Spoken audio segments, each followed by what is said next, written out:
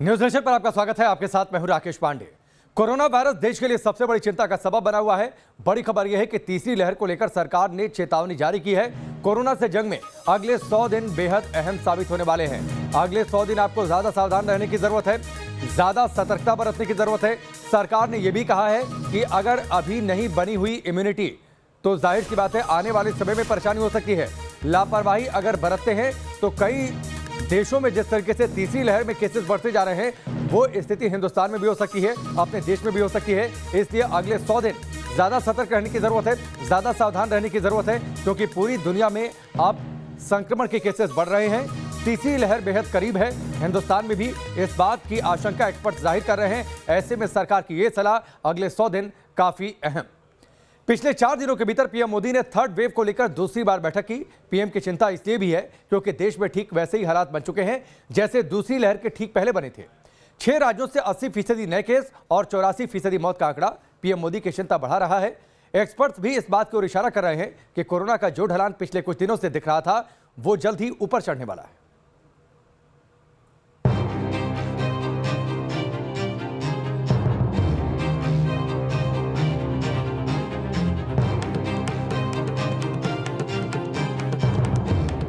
लोगों को बार बार ये याद दिलाना है कि कोरोना हमारे बीच से गया नहीं।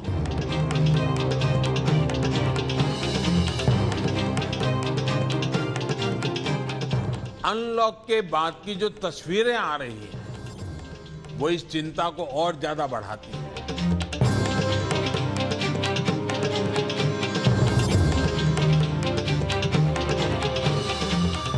सार्वजनिक स्थलों पर भीड़ लगने से रोकने के लिए हमें सजग, सतर्क और सख्त होना पड़ेगा।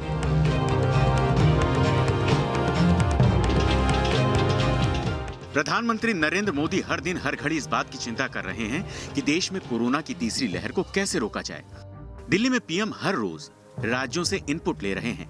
एक्सपर्ट्स के हर एक संकेतों को बारीकी से पड़ताल कर रहे हैं।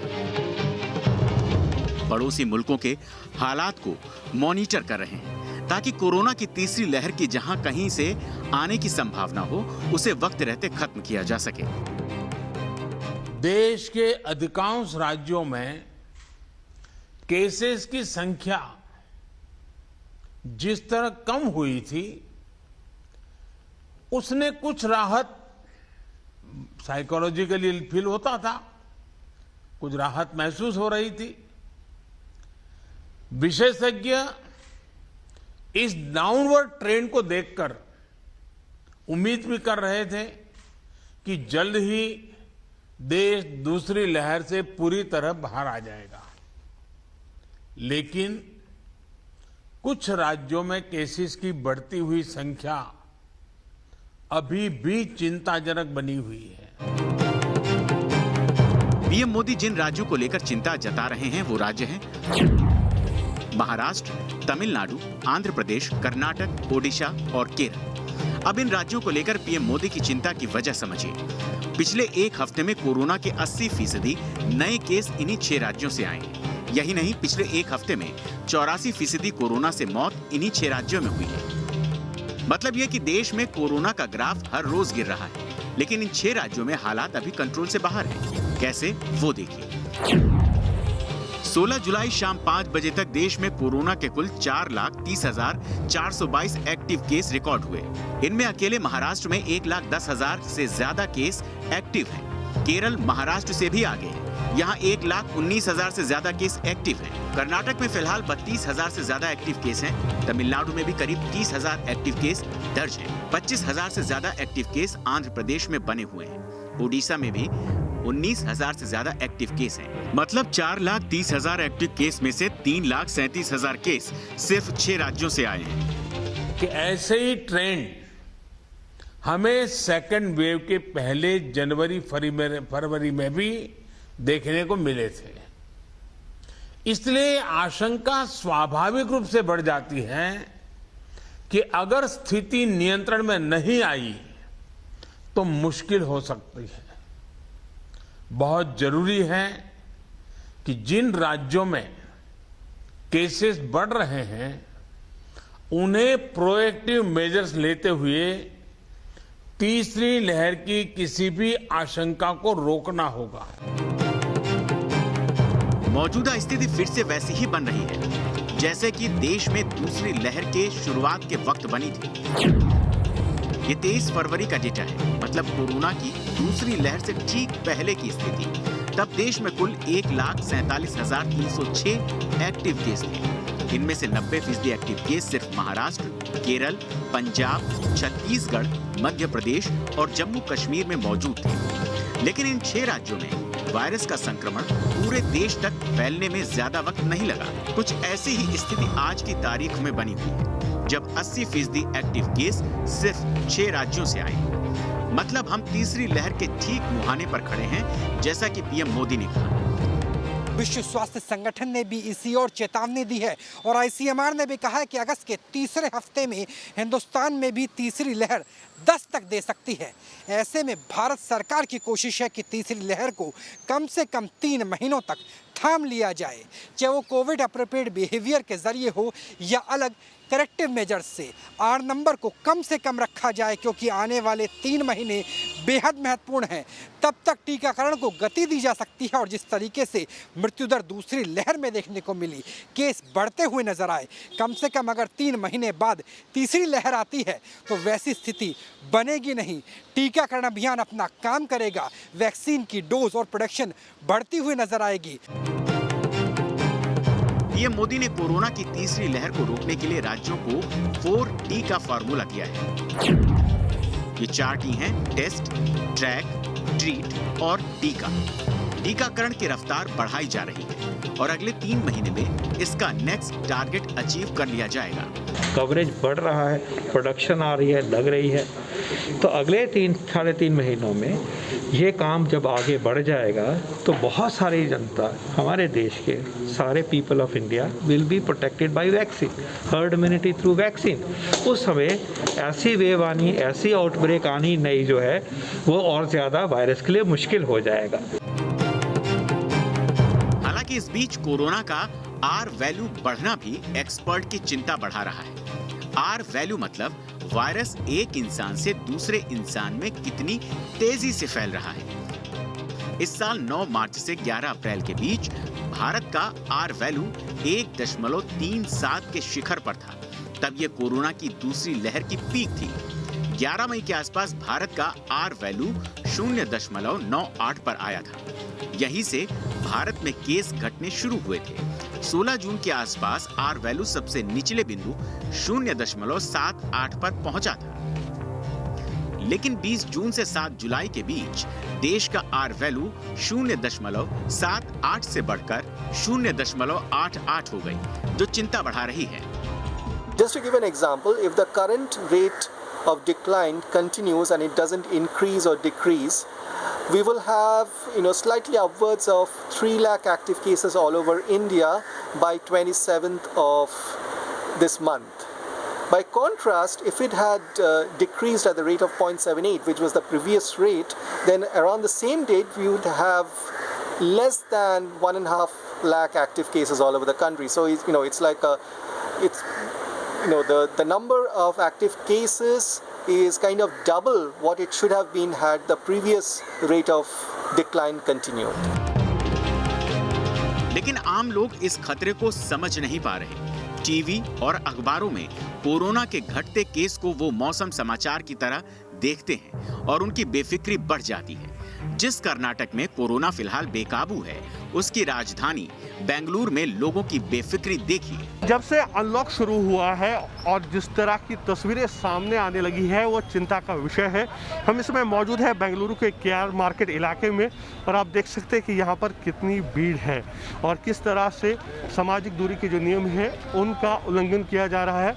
और साथ ही कई लोग जो है बिना मास्क पहने घूमते यहाँ पर नज़र आ रहे हैं। अगर किसी ने मास्क पहना भी है वो सही तरीके से नहीं पहना है। एक्सपर्ट्स के मुताबिक अब वक्त आ गया है कि ज़्यादा से ज़्यादा टेस्टिंग की जाए। बेंगलुरु के बाद अब मुंबई की तस्वीर देखिए। शाम में 4 बजे के बाद सब कुछ बंद रखने का आदेश है, लेकिन लोग नियमों का ग्राउंड पर कितना पालन कर रहे हैं वो देखिए। 4 बजे के बाद मुंबई की दुकानों को बंद रखने के लिए कहा गया है। जुहू बीच पर या तमाम जो टूरिस्ट स्पॉट है वहां पर भीड़ भाड़ ना हो, इसको लेकर पुलिस सतर्क है। लेकिन देखिए जुहू बीच के किनारे की ये तस्वीर और ये भीड़ भाड़, क्या इस भीड़ को देखकर आपको लगता है कि अब मुंबई के लोगों में कोरोना का डर बचा हुआ है? कि लोग कितने बेपरवाह पहले ही हो चुके हैं। बहुत सारे लोग आपको दिख जाएंगे जो यहाँ पर बिना मास्क के घूम रहे हैं। मुंबई वालों की ये बेफिक्री ऐसे वक्त में है जब महाराष्ट्र के 10 जिलों में रिकॉर्ड पॉजिटिविटी रेट चल रहा है। नंदुरबार जिले में 11.72% यानी 100 लोगों में कोविड टेस्ट से 11 से ज्यादा लोग पॉजिटिव निकल रहे हैं। कोल्हापुर में 9.85, सांगली में 9.2, सतारा में 8.23, रत्नागिरी और पुणे में 7% से ज्यादा पॉजिटिव रेट बनी हुई है। रायगढ़ में 6.98, सिंधुदुर्ग और औरंगाबाद में 5% से ऊपर और बीड में 4.64। अब सतारा से आई इन तस्वीरों को देखिए। जहां तक नजर जाएगी सिर्फ इंसान ही इंसान नजर आएंगे। बकरीद से पहले लोगों की ये भीड़ लोड़न बाजार समिति कैंपस में उमड़ी है। बाजार में बकरे की बिक्री शुरू हुई, लेकिन विक्रेता और खरीदार की भीड़ के चलते ये मेले में तब्दील होने लगा है। महाराष्ट्र के बाद अब तमिलनाडु के हालात समझिए। तमिलनाडु भी उन 6 राज्यों में शामिल है जिसका जिक्र प्रधानमंत्री मोदी ने किया। लेकिन राजधानी चेन्नई से लोग कोरोना के खतरे को लेकर कितने गंभीर हैं, अब वो भी देख लीजिए। कई सारे रेस्ट्रिक्शंस यहाँ पे तमिलनाडु सरकार ने दी है। अगर तमिलनाडु सरकार की बात सुने तो यहाँ पे देख सकते हैं कि सभी दुकानों को खोलने की अनुमति नहीं है। तो लगभग हम कह सकते हैं कि तमिलनाडु की जो आर्थिक गतिविधियाँ हैं वे सामान्य तौर पर यहाँ पे पूरी तरह चालू हो चुकी है। लोग मास्क पहन जरूर रहे हैं, उनके मुंह पे लटक रहा है, मगर मास्क को कंप्लीटली जैसे पहनना चाहिए वैसे नहीं है। नाक को ढके बिना कई सारे लोग मास्क पहन रहे हैं। इसके कारण नंबर ऑफ केसेस आने वाले दिनों में बढ़ने की संभावना ज्यादा है। जो लोग कोरोना के कम होते केस को लापरवाही का परमिट मान रहे हैं, उन्हें दुनिया के उन मुल्कों की स्थिति समझ लेनी चाहिए जहां 10-11 दिन में ही कोरोना काबू से बाहर हो गया। अमेरिका में 4 जुलाई को 12,000 से कुछ ज्यादा नए केस सामने आए। 10 जुलाई को ये महज 24,000 के पार हुआ और 15 जुलाई को 36,000 के पार। मतलब 11 दिन में केस 3 गुने हो गए। कुछ ऐसा ही हाल ब्रिटेन का भी रहा। यहाँ 4 जुलाई को करीब 23,000 केस दर्ज हुए। 10 जुलाई को ये आंकड़ा 31,000 के पार हुआ और 15 जुलाई को 48,000 के पार, यानी 11 दिन में केस डबल हो गया। इंडोनेशिया में तो हालात और खराब हैं। यहाँ 4 जुलाई को 27,000 केस, 10 जुलाई को 35,000 के पार हुए और 15 जुलाई को केस 56,000 के पार पहुंच गए। मतलब 11 दिन में केस 2 गुने हो गए। साथियों, हम देख रहे हैं कि पिछले 2 हफ्तों में यूरोप के कई देशों में एकदम तेजी से केसेस बढ़ रहे हैं। अगर हम पश्चिम में देखें, चाहे यूरोप के देश हों, चाहे अमेरिका, इधर हम पूरब में देखें तो बांग्लादेश, म्यांमार, इंडोनेशिया, थाईलैंड, बहुत तेजी से केसेस बढ़ रहे हैं और कल्पना बाहर का अनेक प्रकार से कहीं पर 4 गुना, कहीं 8 गुना, कहीं 10 गुना बढ़ोतरी आई है। ये पूरी दुनिया के लिए और हमारे लिए भी एक चेतावनी भी है, एक बहुत बड़ा अलर्ट है। दुनिया के दूसरे मुल्कों की तरह हिंदुस्तान में भी कोरोना की तीसरी लहर दस्तक देने की तैयारी में है। प्रधानमंत्री मोदी इसे लेकर गंभीर हैं। हालात का अंदाजा इस बात से लगा सकते हैं कि पिछले 4 दिनों में कोरोना पर प्रधानमंत्री मोदी को 2-2 बैठकें करनी पड़ी।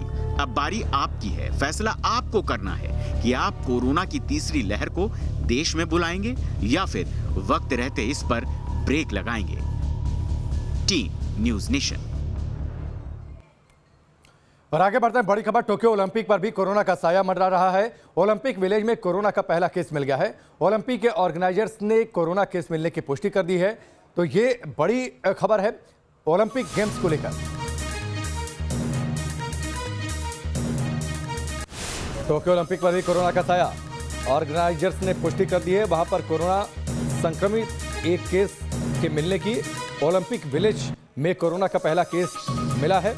तमाम एहतियातों के साथ ओलंपिक गेम्स कराए जाने की तैयारी, लेकिन इस बीच वहां पर कोरोना केस मिलने को लेकर हड़कंप है। 23 जुलाई से टोक्यो ओलंपिक की शुरुआत होने वाली है। बाकायदा वहां पर बायो बबल तैयार किया गया है और साथ ही जो कड़े दिशा निर्देश हैं कोविड एप्रोप्रिएट बिहेवियर को लेकर, उसको लेकर भी निर्देश जारी किए गए हैं। लेकिन इस बीच कोरोना संक्रमित एक पेशेंट के वहां पर मिलने के बाद हड़कंप मच गया।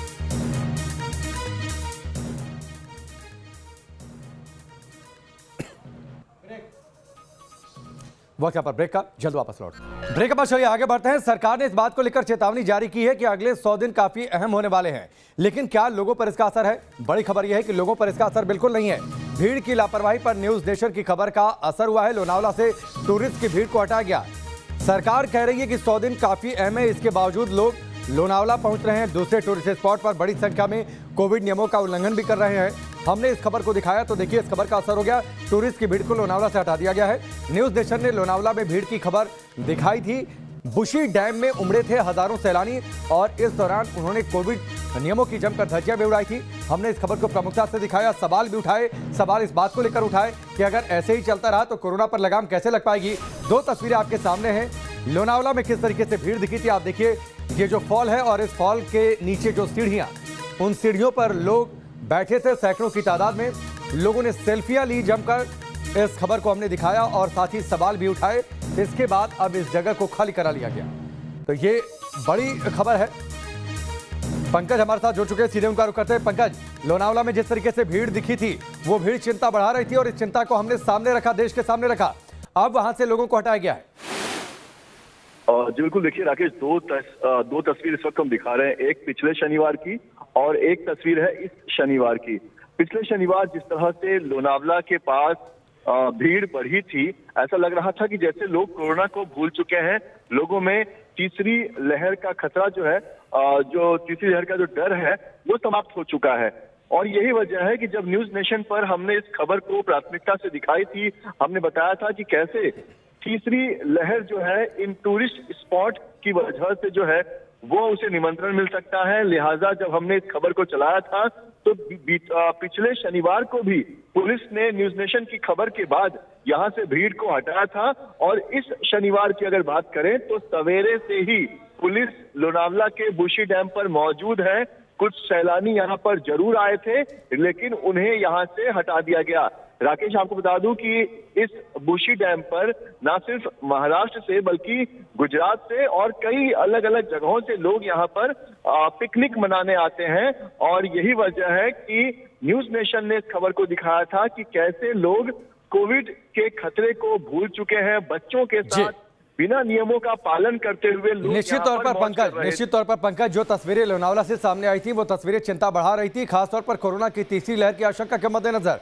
इसका जिक्र प्रधानमंत्री मोदी ने भी किया था कि किस तरीके से जो टूरिस्ट स्पॉट है वहां पर भीड़ बढ़ रही है। इस खबर को हमने दिखाया। बेहतर तस्वीर ये है कि आज वहां पर भीड़ नहीं है।